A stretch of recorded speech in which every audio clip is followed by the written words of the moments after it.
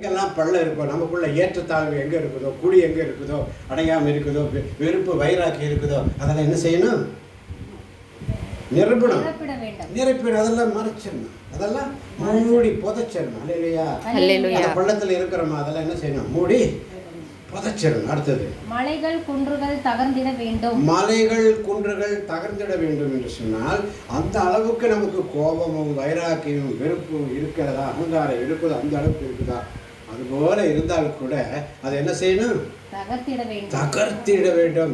எதற்காக என்பதை பின்னால் ஆண்டவர் சொல்லுவார். அடுத்து, கோணலானவை நேராகணும். கோணலானவை நேராகணும். எங்கெல்லாம் வளைஞ்சு வளைஞ்சு போயிட்டு இருக்கிறோமோ அங்கெல்லாம் என்ன செய்யணும்? நேரான பாதையில் நடக்கணும். அடுத்து, கரடானவை சமமாகணும். கரடானவை சமமாகணும் என்று சொன்னால் கரடுமுரடான பாதைகள், ரோடெல்லாம் பார்த்தீங்கன்னா இன்னைக்கு ரோடெல்லாம் எப்படி டேமேஜாக கிடக்கு, அதெல்லாம் என்ன ஆகணும்? நல்ல சமமாய் அழகாக தாரோடு போட்டால் எவ்வளோ அழகாக இருக்கும். இப்போ ஆண்டவரை தரிசிக்க வேண்டும் என்று சொன்னால், ஆண்டவருடைய சமூகத்தில் நம்ம போய் அவருடைய முகமுகமாய் தரிசிக்க வேண்டும் என்று சொன்னால் நமக்குள்ளே இருக்கின்ற இந்த குறைபாடுகள் நீங்கிட வேண்டும். அப்போ ஆயத்தமாகும். அப்போ தான் அடுத்தது ராஜா ராஜா வருகிறார் ஆயத்தமாகும். ராஜா வருகிறார் ஆயத்தமாவோ, இயேசு வருகிறார். இப்ப என்ன ஆகுது? நல்லா புரிஞ்சுக்கங்க.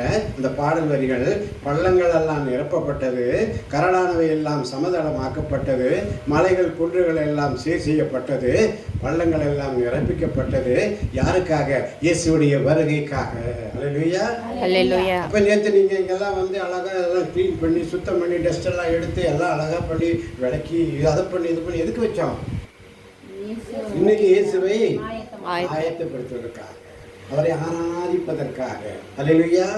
அப்ப இந்த இடம் இன்னைக்கு எப்படி இருக்குது? பரிசுத்தமா இருக்கா? பிரகாசமா இருக்கா? நேற்று எப்படி இருந்துச்சா? இல்லையே. அப்ப ஆண்டவருடைய வருகைக்காக நாம் அவரை முகமுகமாய் தரிசிப்பதற்காக இந்த காரியங்களெல்லாம் செய்யணும். என்னென்ன செய்யணும்? பள்ளங்கள் எல்லாம் நிரம்பிட வேண்டும், மலைகள் குன்றுகள் தகர்ந்திட வேண்டும், கோணலானவை நேராகணும், கரடானவை சமமாகணும். பள்ளங்கள் எல்லாம் நிரம்பிட வேண்டும், மலைகள் குன்றுகள் தகர்ந்திட வேண்டும், கோணலானவை நேராகணும், கரடானவை சமமாகணும். எல்லாரும் சேர்ந்து பாடுவோம். ராஜா வருகிறார் ஆயத்தமாவோம், இயேசு வருகிறார் எதிர்கொண்டு செல்வோம்.